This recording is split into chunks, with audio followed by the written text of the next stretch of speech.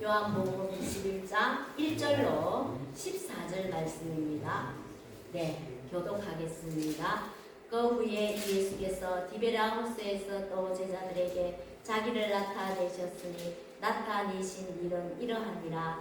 시몬 베드로와 디도라 하는 도마와 갈릴리 가나 사람 나다나엘과 세베대의 아들과 또 다른 제자들이 함께 시몬 베드로가 나는 물고기 잡으러 가노라 하니 그들이 우리도 함께 가겠다 하고 나가서 배에 올랐으나 그날 밤에 아무것도 잡지 못하였더니 날이 새어 갈때 예수께서 바닷가에 서셨으나 제자들이 예수이신 줄 알지 못하니라. 예수께서 이르시되 얘들아 너희에게 고기가 있느냐 대답하되 없나이다.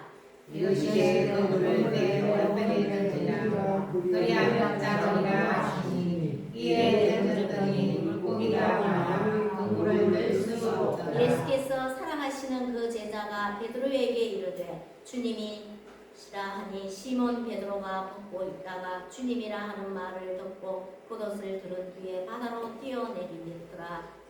다른 제자는 육지에서 거리가 불과 한 50한 되므로 작은 배를 타고 물고기 든 그물을 끌고 왔어. 육지에 올라보니 숯불이 있는데 그 위에 생선이 놓였고 떡도 있더라. 예수께서 이르시되 지금 잡은 생선을 좀 가져오라 하시니 시몬 베드로가 올라가서 그물을 육지에 끌어올리니 가득히 찬 큰 물고기가 153마리라 이같이 많으나 그물이 찢어지지 아니하였더라. 예수께서 이르시되 와서 두마를 먹으라 하시니 제자들이 주님이신 줄 알므로 당신이 누구냐 감히 묻는 자가 없더라. 함께 읽겠습니다. 예수께서 가셔서 떡을 가져다가 그들에게 주시고 생선도 그와 같이 하시니라. 한 번 더 읽겠습니다. 14절. 이것은 예수께서 죽은 자 가운데서 살아나신 후에 세 번째로 제자들에게 나타나신 것이라.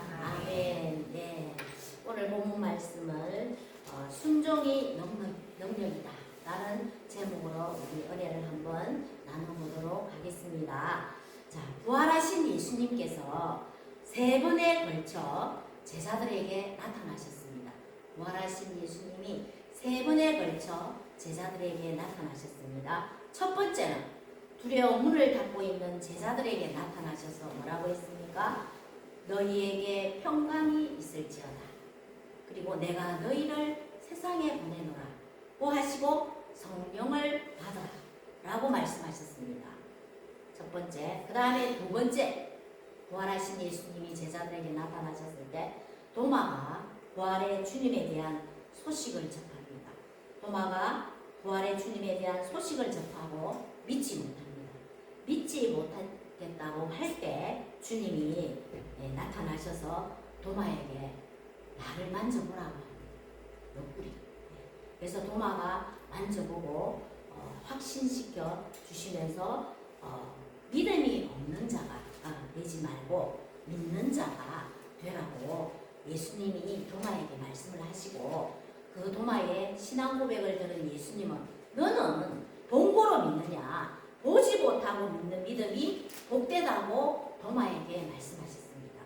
그리고 세 번째 부활하신 주님이 제자들에게 나타나셨습니다. 그 말씀이 오늘 본문 말씀입니다. 디베랴 바닷가에서 고기를 잡고 있는 제자들에게 부활하신 예수님이 나타나셨습니다.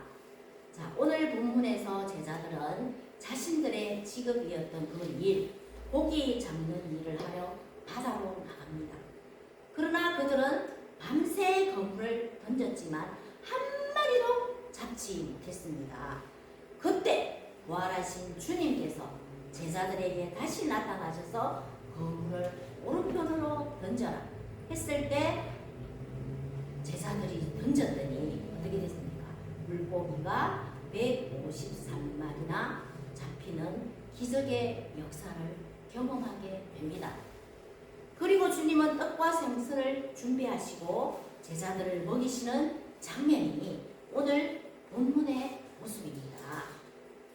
자, 오늘 본문은 장차 이제 주님의 사명을 받고 사역을 감당하게 될 제자들에게 함께 하실 주님이 어떤 분이시며 그분에 대해 어떤 믿음을 가지고 감당해야 할 것인지를 보여줍니다. 오늘 본문이 특별히 순종의 능력을 보여줍니다.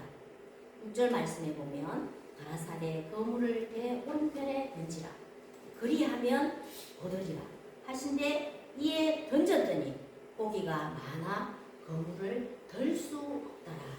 네. 부활의 주님을 만난 후 제자들은 다시 함께 다 모였습니다. 그런데 모인 그 중에서 베드로가 또 뭐라냐 물고기나 잡으러 가겠다고 합니다. 그리고 다른 제자들 역시 함께 고기를 잡으러 가게 됩니다. 그리고 제자들이 밤새 그물을 바다에 던졌지만 날이 새어갈 때까지 한 마리도 잡지 못합니다.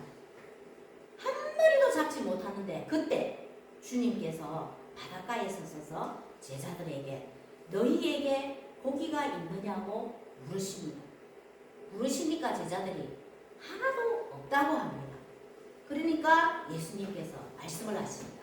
그러면 그물을 배 오른편에 던지라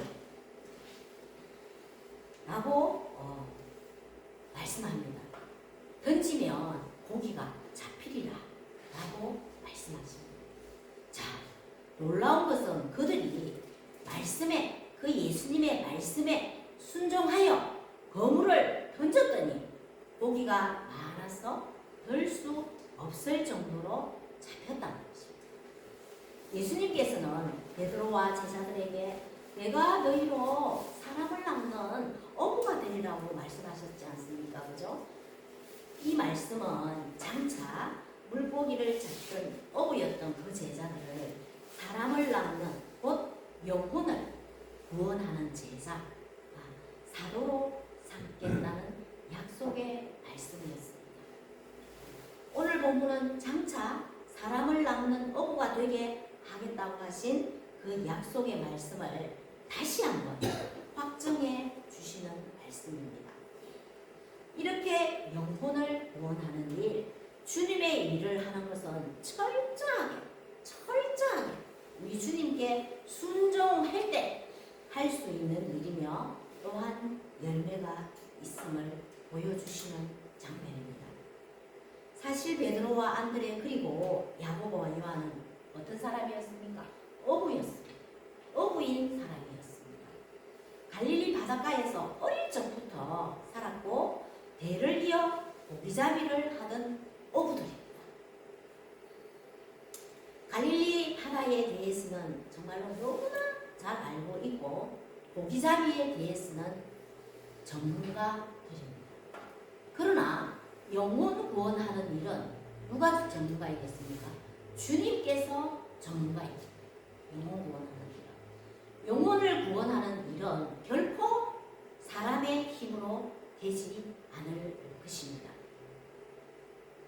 그것은 주님의 영역이기 때문에 주님께서 역사하시지 않으면 결코 일어날 수 없다는 것입니다.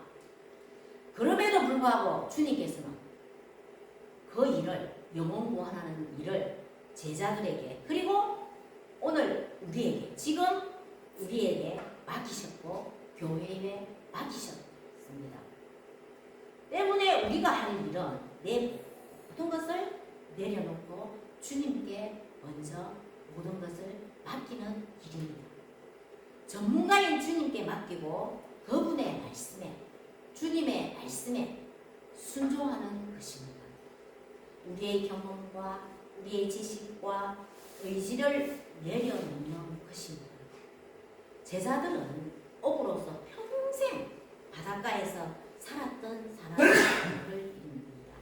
그럼에도 불구하고 평생을 바닷가에서 살았던 어부들임에도 불구하고 밤새 그물을 내렸지만 한 마리도 잡지 못했습니다.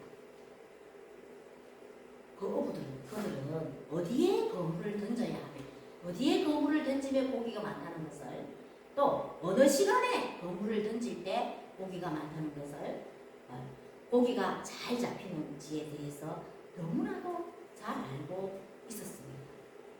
어디에 그물을 던져야 하며 어느 시간에 그물을 던질 때 정말로 이 고기가 잘 잡히는지에 대해서 너무나도 잘 알고 있었습니다. 그럼에도 그물을 던졌는데 고기를 잡을 수가 없었습니다. 그러나 고기를 잡을 수 없었는데 그러나 우리 주님의 그 말씀 한마디에 곧 그물을 오른편에 던지라는 그 주님의 말씀 한마디에 순종하자. 어떻게 되었습니까? 그물을 들 수 없을 정도로 고기를 잡게 되는 것입니다. 우리 6절 말씀을 보겠습니다. 한번 읽어보겠습니다. 시작. 이러시되 그물을 내 오른편에 던지라. 그리하면 자가 없으니 이에 던졌더니 물고기라 하나 그물을 메울 수 없더라. 말씀에 순종하여 그 말씀대로 했더니 들 수 없을 정도로 많은 고기가 잡혔다는 것입니다. 자, 특별히 영혼 구원하는 일 그리고 주님의 일은 우리의 경험으로만 할 수 있는 것이 아닙니다. 제자들이 자신들의 그 경험을 내려놓고 어쨌습니까? 주님의 말씀에 순종할 때 많은 소득을 얻게 됩니다. 영혼 구원의 열매는 순종을 통해서 일어납니다. 나의 열심이나 나의 경험도 필요하지만 나의 열심이나 나의 경험이나 지식으로만은 되는 것은 아닙니다. 철저하게 누구에게? 주님을 의지하며 주님을 믿고 의지하며 주님께 맡길 때 우리 주님께서 힘과 능력과 도움을 주신다는 것입니다. 그래서 우리는 철저하게 주님을 의지하며 주님께서 주신 힘과 능력과 도움으로 우리는 감당해야 합니다. 내 힘으로 막 감당하려고 하다가 보면 삐걱거리고 가다가 중단이 되다가 이렇게 엇갈리고 얽혀지게 됩니다. 그러나 주님을 철저히 주님 앞에 주님께 의지하며 그 주님의 말씀에 순종하며 나아갈 때 우리 주님께서 우리가 낙심하려고 할 그때 주님께서 힘 주시고 능력으로 도움을 주신다는 것입니다. 그 주님이 주신 힘과 능력과 그 도움으로 우리는 감당해야 한다는 것입니다.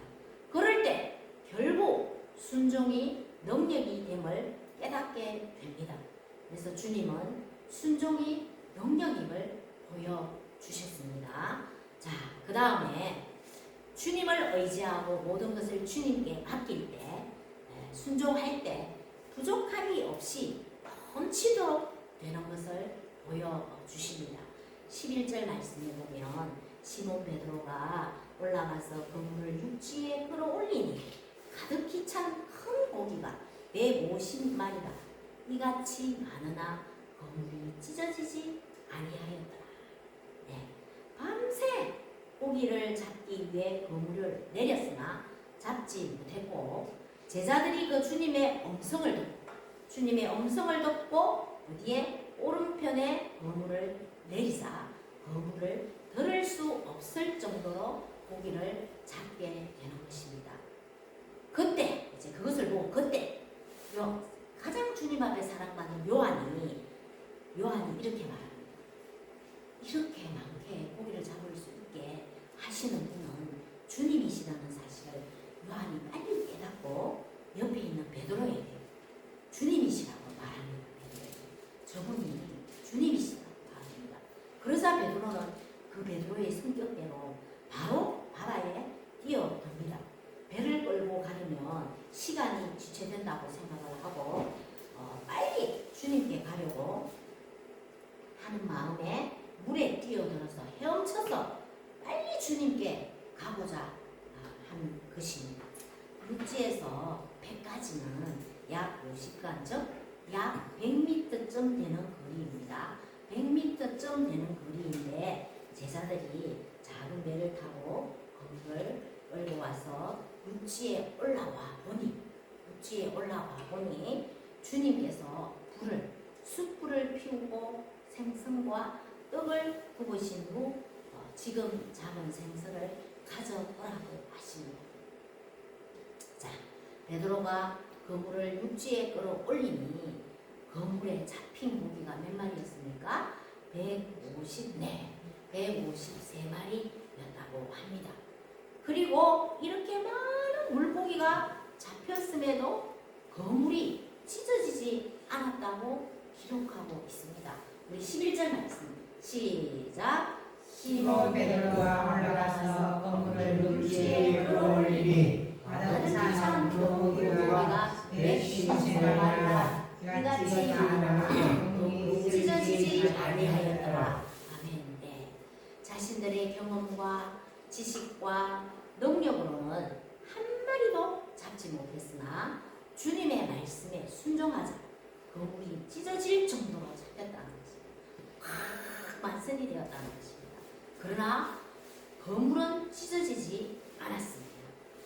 즉 주님께 순종하면 우리 주님께서 함께 하시어서 주님께서 일하시며 이와 같이 넘칠 뿐만이 아니라 부족함이 없게 된다는 것입니다. 주님의 말씀에 순종하면. 자, 여기서 제가 모나미 볼펜 아시죠? 모나미 볼펜의 그 한 예화를 말씀 한번 드리겠습니다. 우리나라의 볼펜의 대명사로 알려진 모나미 153 볼펜은 1963년에 이름 없는 회사에서 출발했습니다. 당시는 볼펜 한 자루에 15원 하던 시절로서 이 볼펜이 나오면서 잉크에 찍어서 썼잖아요. 그죠? 잉크병에 찍어서 쓴 철필도 점점점 사라져가고 폭발적인 인기를 얻었습니다. 모나미 볼펜이 나왔어요. 관공서나 학교, 회사에 이 모나미 볼펜이 정말 널리 사용되기 시작하더니 곧 KS 마크로 획득한 국가적인 볼펜이 되었습니다. 모나미 153 볼펜. 자, 이 볼펜이 나오게 된 유래가 있습니다. 어느 한 회사가 정말 어려워서 볼펜을 생산할 공장이나 기술도 없이 정말 도산할 위기에 처했습니다. 이때 이 회사의 회장은 기도원으로 들어가서 간절히 하나님께 기도했습니다.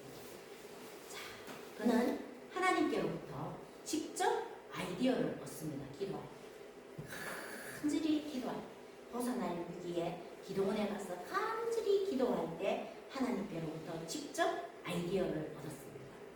그는 기도하면서 자기의 생애를 도와보았는데 그때까지 그는 사업을 한다고 하나님께 무엇 하나 제대로 한 것이 없었습니다. 그는 진심으로 하나님 앞에 엎드려 그때부터 회개하기 시작했습니다. 무엇을 회개했냐면 첫 번째로 그는 주일 성수하지 않는 것을 회개했습니다. 그 다음 두 번째로 11조를 온전히 하지 않는 것을 회개했습니다. 그 다음 세 번째로 감사에 인색한 것에 하나님 앞에 또 회개했습니다. 그리고 늘 부정적인 입술로 말한 것을 또 회개했습니다. 아, 이건 안 될 거야. 이래서 안 돼. 자기 생각대로 부정적인 자기 입술을 회개했습니다. 다섯 번째, 기도하지 않는 것을 철저하게 회개했다. 그리고 이제부터는 철저히 하나님의 사람으로 살겠다고 굳게 하나님 앞에 결심한 후에 어떻게 했냐면 성경을 읽었다고 합니다. 그런데 그때 성경을 읽을 그때 어떤 말씀을 보았냐면 요한복음 21장 11절 오늘 말씀입니다. 11절 말씀을 읽다가 크게 영감을 받았습니다. 베드로는 예수님의 말씀에 따라 순종했지요. 따라 한 곳에 그물을 던졌는데 그때 153마리의 고기를 잡았으나 그물이 찢어지지 않았다는 그 구절을 읽으면서 그는 아, 맞다. 그렇다. 내가 만든 이 모나미 볼펜의 이름을 모나미 153으로 정해야 되겠다. 그러면 이 사업이 아무리 해도 건물이 찢어지지 않고 망하지 않을 것이다 라는 그 믿음의 확신이 왔다고 합니다.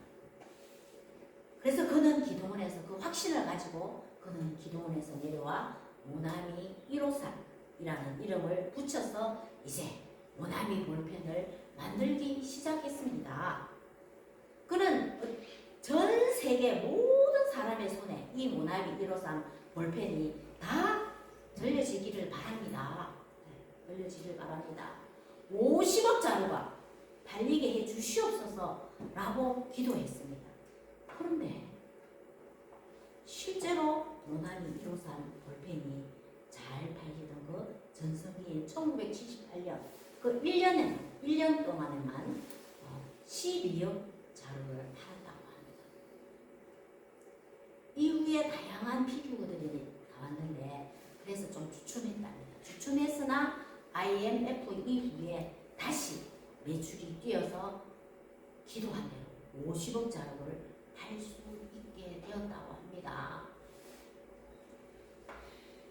거물에 가득한 무게가 잡혔지만 거물이 찢어지지 않은 것처럼 자신의 잘못된 그 신앙 생활을 회개하고 철저히 우리 주님께 순종했더니 이와 같은 놀라운 결과가 일어났다고 합니다.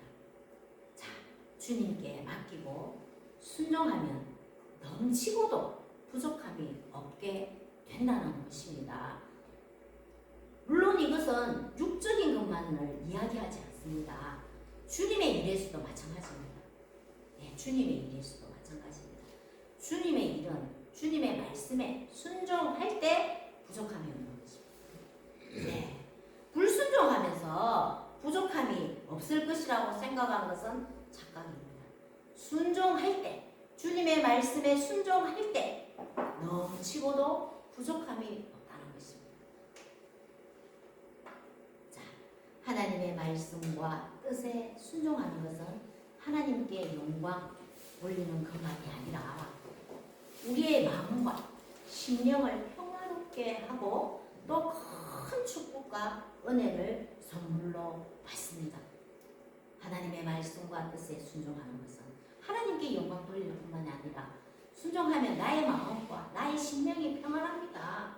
평안하고 또 더불어 큰 축복과 은혜를 선물로 받는다는 것입니다. 자, 우리 신명기 28장 1절 말씀을 한번 같이 읽어보도록 하겠습니다. 시작. 내가 내 하나님 여호와의 말씀을 삼가두고 내가 오늘 내게 명령하는 그의 모든 명령을 지켜 행하면 내 하나님 여호와께서 너를 세계 모든 민족 위에 뛰어나게 하실 것이라. 아멘. 네. 하나님의 말씀을 듣고 하나님의 말씀을 듣고 또 하나님께서 명령하는 그의 명령을 지켜 행하면 순종하면 어떻게 된다고요? 그 순종하는 사람을 세계 모든 민족 위에 뛰어나게 하실 것이라는 것입니다. 넘치도록 해주신다는 것입니다. 그에게 능력이 임하게 해주신다는 것입니다. 결국 믿음은 얼마나 우리 주님께 순종할 것인가에 대한 집중입니다. 집중. 얼마나 하나님 앞에 순종해야 될 것인가를 집중하는 것입니다. 주님 앞에 집중하는 것입니다. 왜냐하면 우리 주님은 우리가 상상할 수 없을 정도로 넘치게 부족함이 없게 하시는 분이시기 때문입니다. 그래서 우리는 주님의 말씀에 집중해야 되는 것입니다.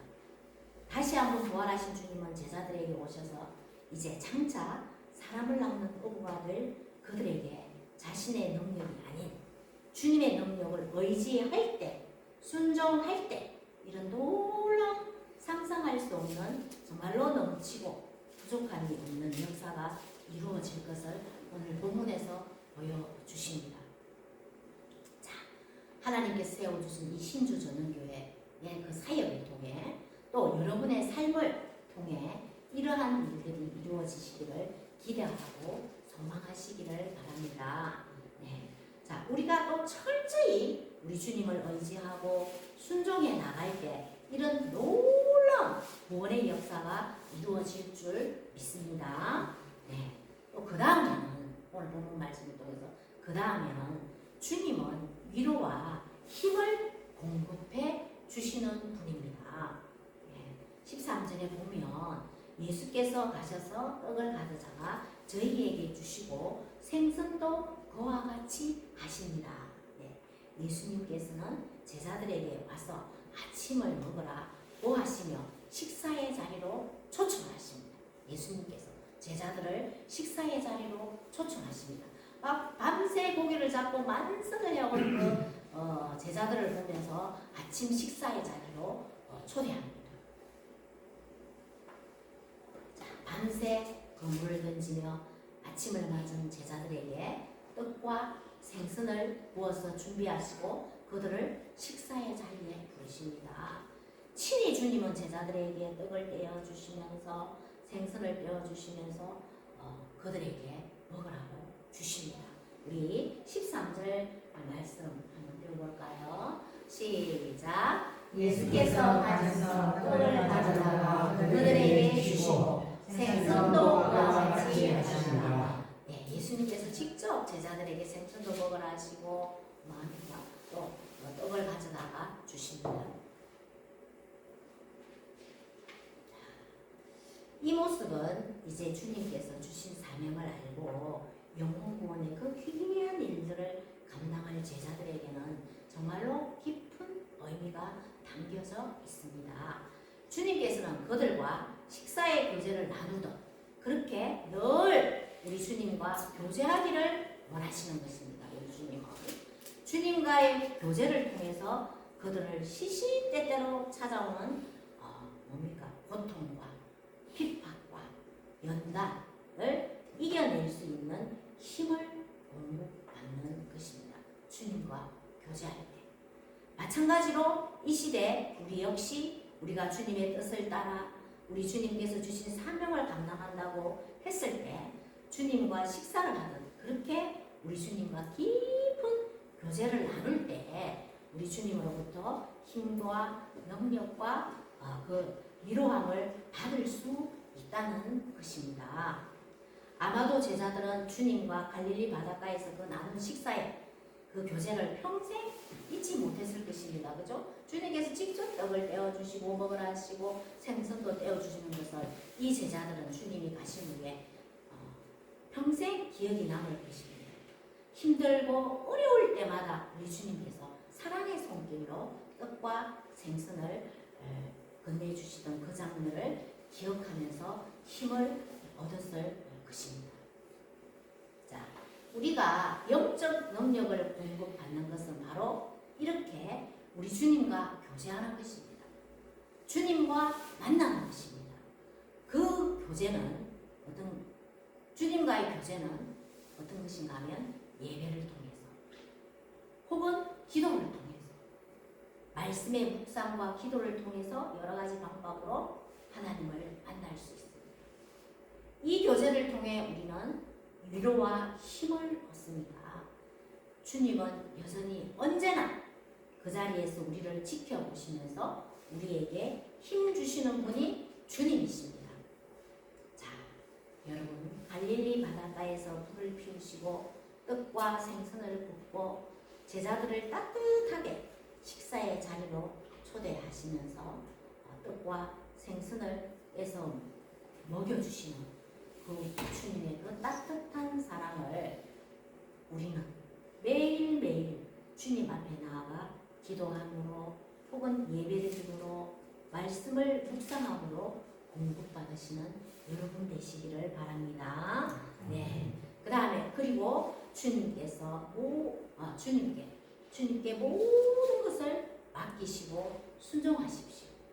주님께서는 내 경험과 내 지식과 의지를 내려놓고 누구의 주님의 음성에 순종하기를 원하십니다. 우리 주님. 그럴 때 순종이 능력이 됩니다. 주님께서 명령하신 곳에 건물을 내리십시오. 말씀하실 때 그곳에 건물을 내리십시오. 주님께 맡기고 순종하면 넘치고도 부족함이 없습니다. 한 마리도 잡지 못했던 가운데 153마리의 물고기가 잡혔고 그럼에도 그물이 찢어지지 않았습니다. 넘치고도 부족함이 없었습니다. 넘치고도 부족함이 없는 이 능력이 어디에 속했습니까? 순종할 때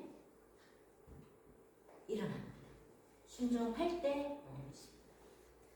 자, 주님과의 만남의 교제를 통해 위로와 힘을 공급받으시기를 바라며 우리 주님은 어떻게 했냐면 제자들에게 친히 구운 떡과 생선을 구운 제자들에게 먹이시는 주님이십니다. 그래서 제자들은 그 식사의 교제를 통해서 위로와 힘을 얻었습니다. 우리도 오늘 함께한 우리도 매 순간마다 우리 주님과의 교제를 통해 위로와 힘을 공급받으시고 순종으로 우리의 삶에 능력이 임하시기를 우리 주님의 이름으로 축복합니다. 아멘. 네. 하나님 아버지 참